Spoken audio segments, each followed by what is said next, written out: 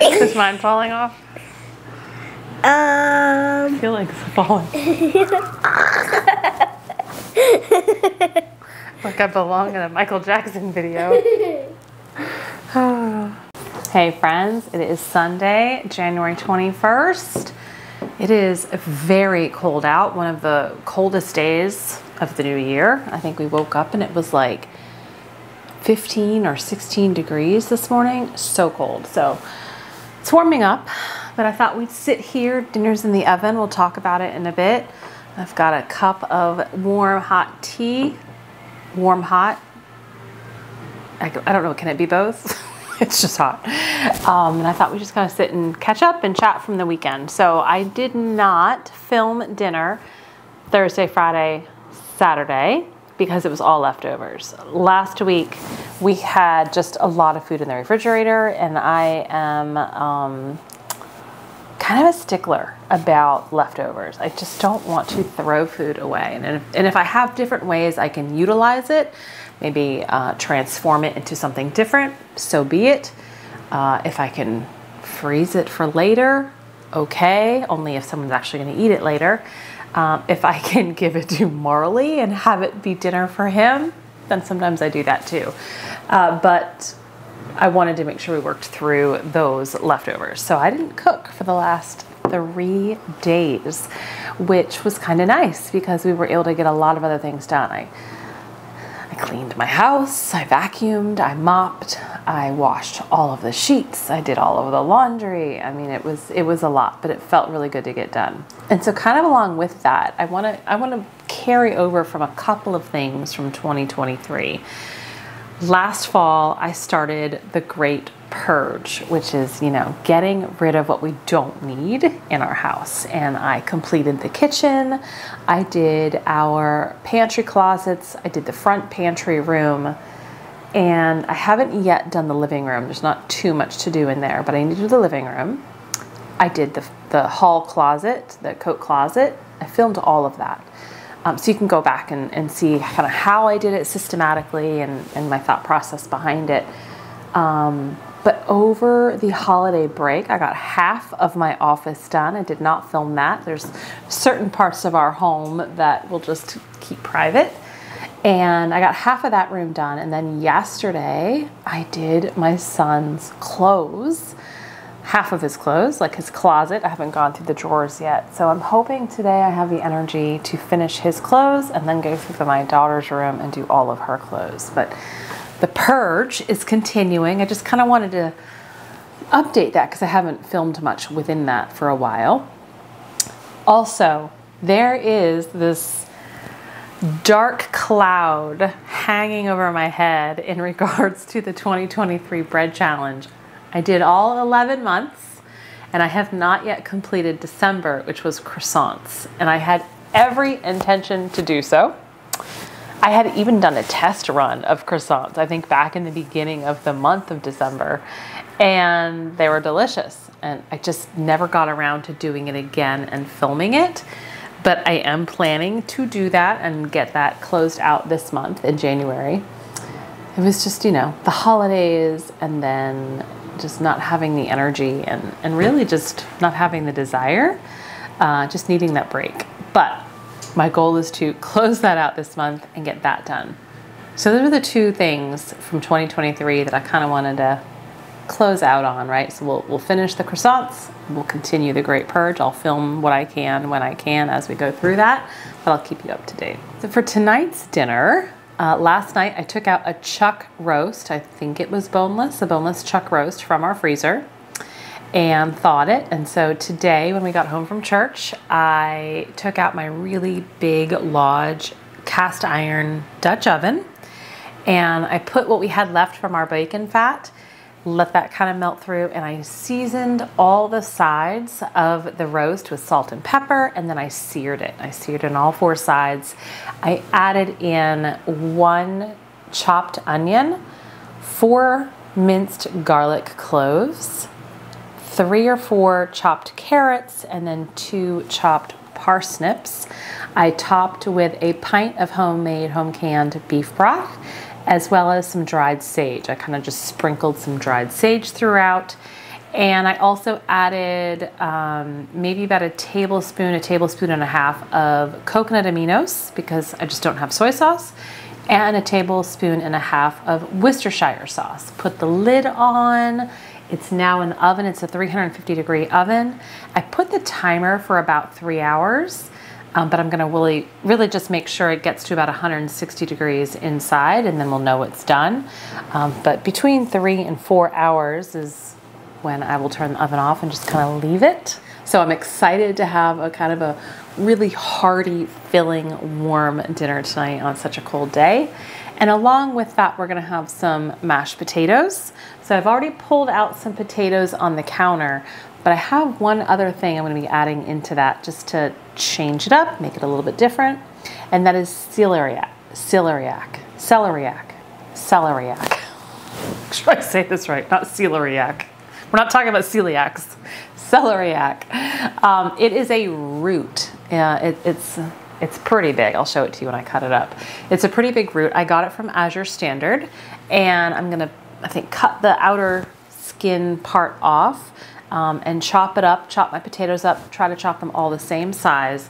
I'm going to cook them in the Instant Pot, and then we will mash it all together with some salt, some pepper, and I'd like to add some brown butter. If you've never had brown butter, I really hope you'll try. With whatever you want. It could be with pasta, it could be with mashed potatoes.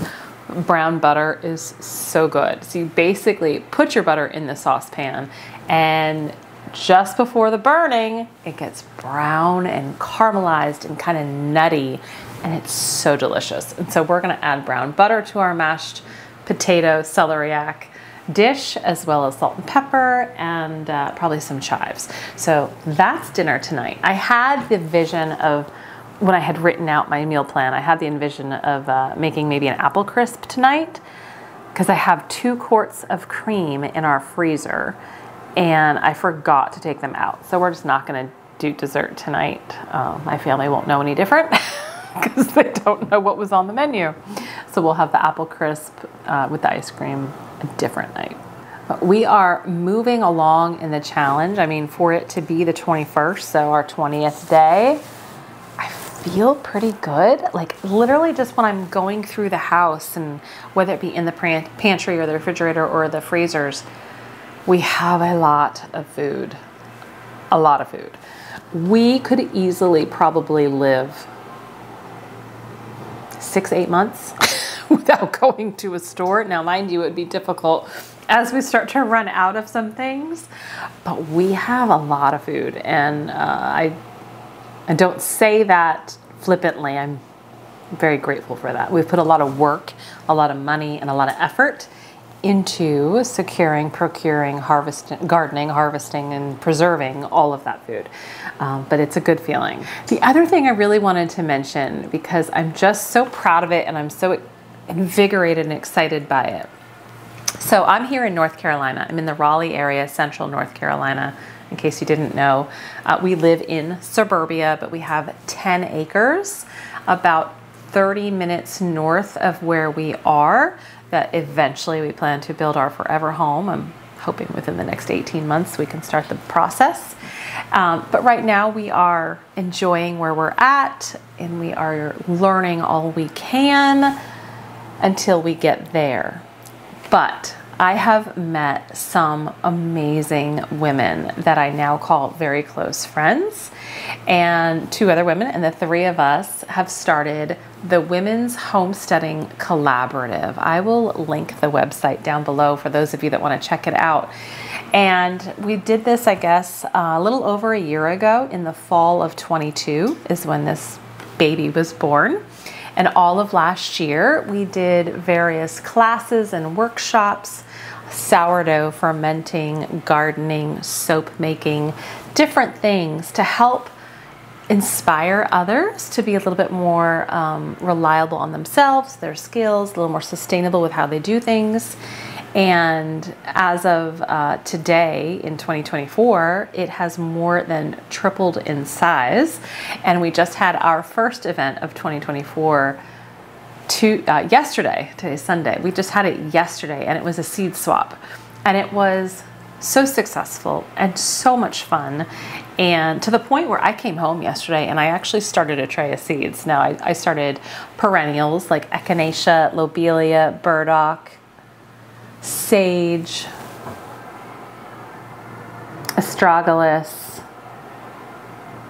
I forget what else. And I did cilantro and then some winter loving greens, like some really cold hardy greens.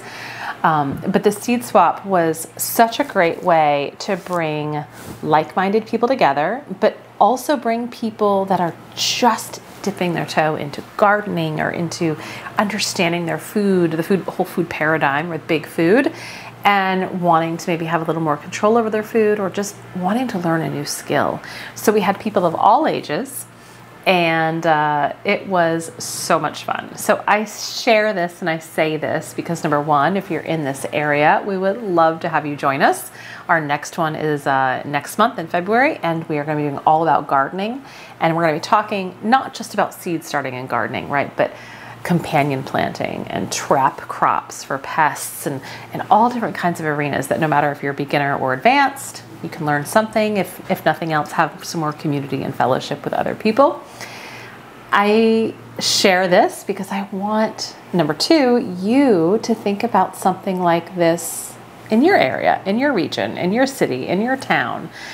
And maybe you're not the organizer, maybe you're the facilitator, or maybe you're just the participator. See if there's anything like that around you. We have found such a wonderful sense of community, and seeing what the Women's Homesteading Collaborative is doing for people is so much beyond what we had originally thought it would be. And we're just so excited about it. So I share that because I hope that it will inspire you and move you to see what is around in your area.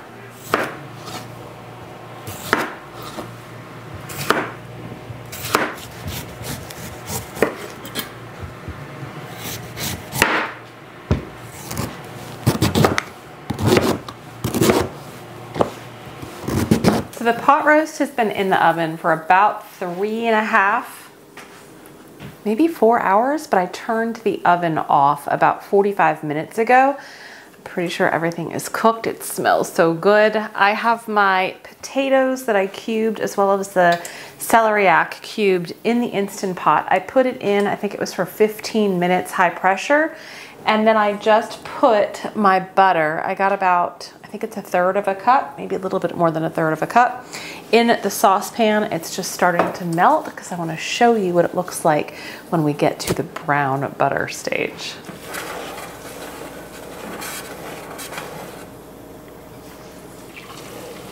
So you see the white foam, that's basically the milk solids of the butter.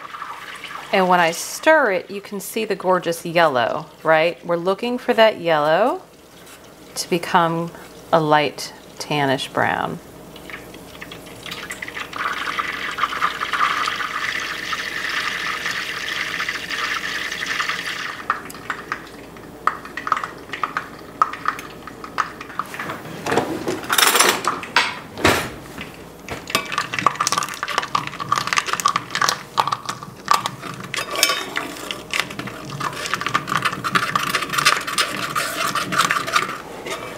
So it's starting to get there. I can already smell the difference, and it smells good. It smells like brown butter. This whole process from start to finish so far has taken 5 minutes. I'm going to take this off the heat because we are at the brown butter stage.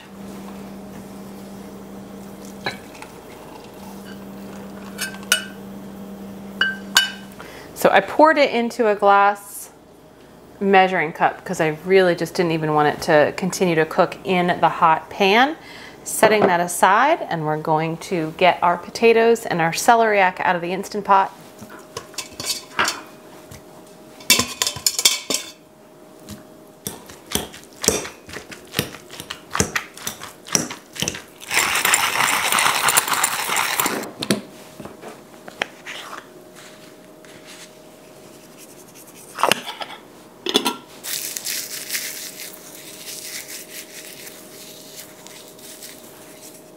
added salt, pepper, dried chives. I'm just gonna add a tad bit of milk and our brown butter.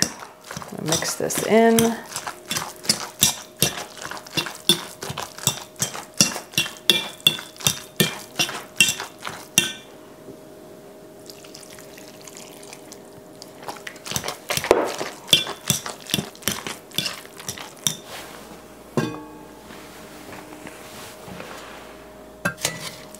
Oh, that smells so good. Look how beautiful that is.